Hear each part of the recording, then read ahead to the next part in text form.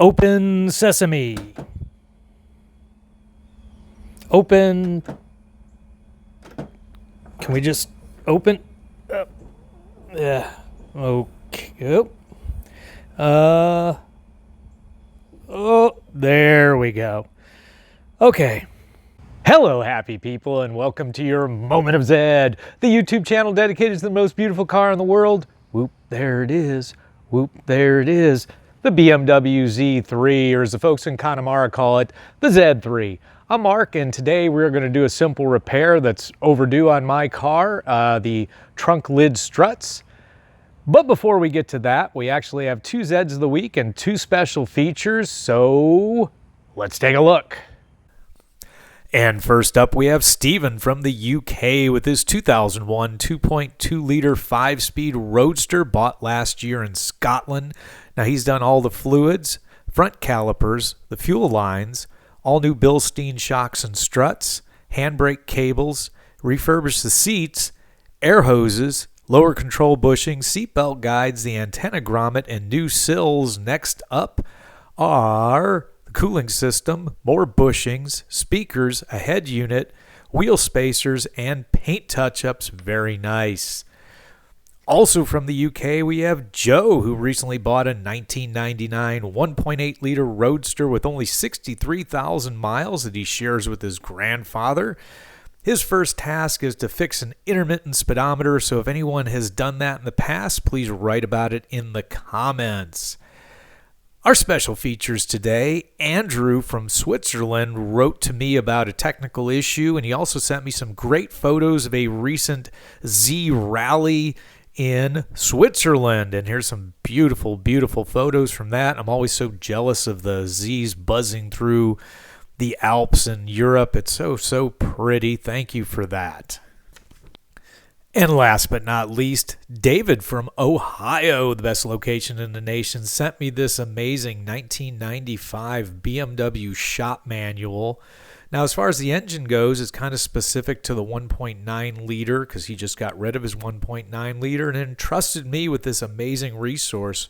But as you can see, it's got motor mounts. There's the block of the 1.9 liter itself.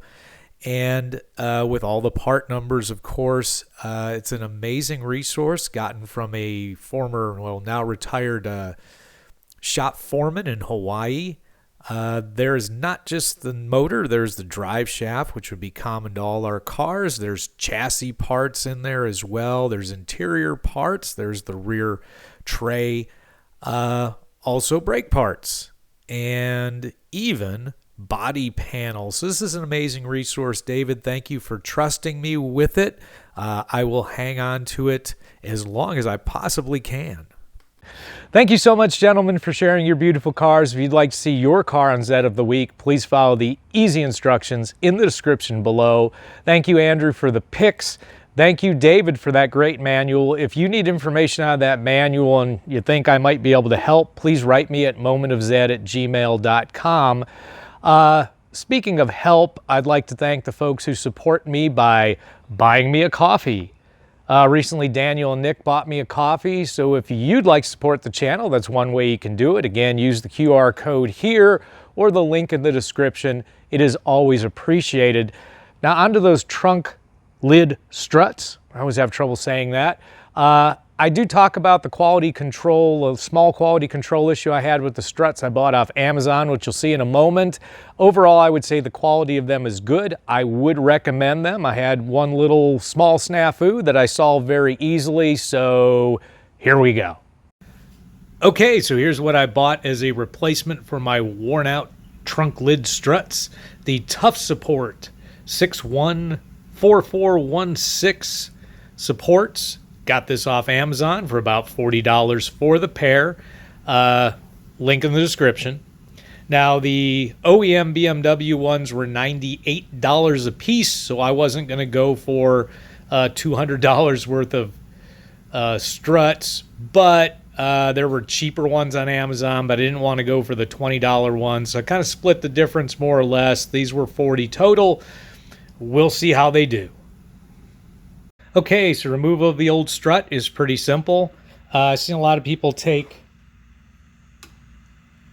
flathead screwdrivers, but I'm going to go ahead and use the pick tool. I think it's a little easier to get in there. And what you have to do is you've got this metal clip that you need to pry off. And of course the other side was very easy, and this side isn't going to be. But if you go in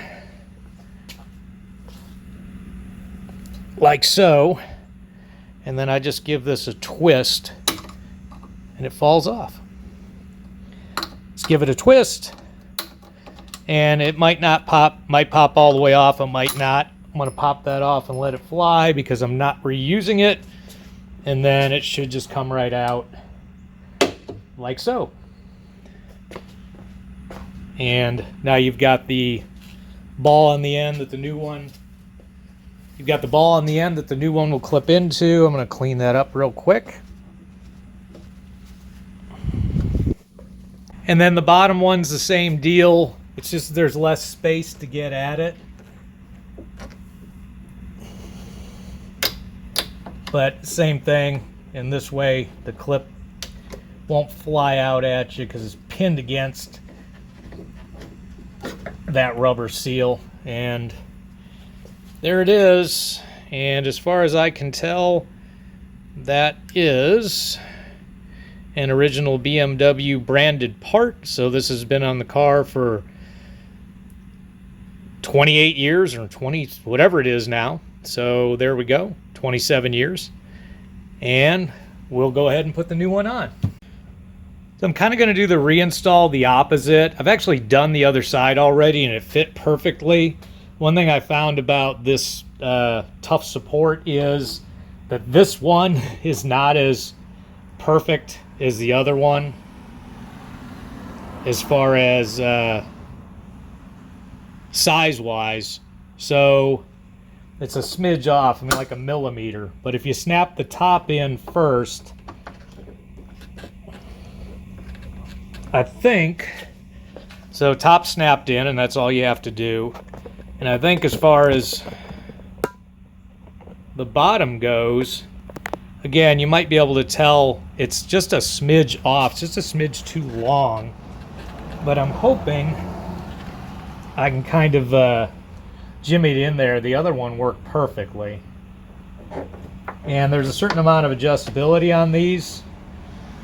You can unscrew the top and the bottom. You could make them a little bit shorter or longer, but of course when you turn that, you've turned this away from where it needs to be. So I think what I'm going to try and do is take a vice grip, see if I can get this to turn back the way I want it by turning the shock itself. Okay.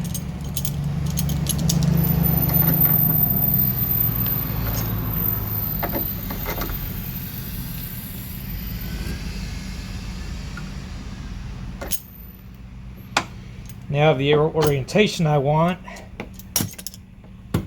and it snaps right in.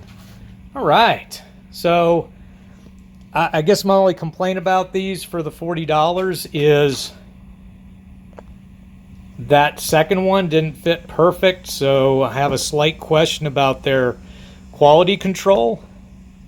But they're both on. There's that first one, there's that second one, and let's kind of zoom out and see how we do trunk lid wise.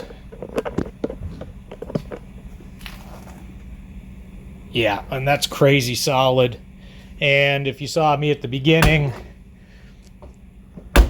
my trunk wouldn't lift itself, but now with just a little bit, it kind of goes, it's almost too strong.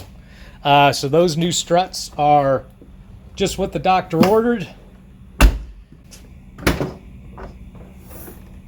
Again, that's coming right up, almost too strong, but the way it should be, and then back down.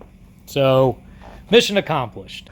So folks, there you have it. nice and pretty easy. Again, I can recommend those struts. We'll let you know if they fail me, but I do use my trunk daily, so we'll find out, but I think we're gonna be okay. If you found this content valuable, please crush that like button as always. And remember, friends don't let friends drive boring.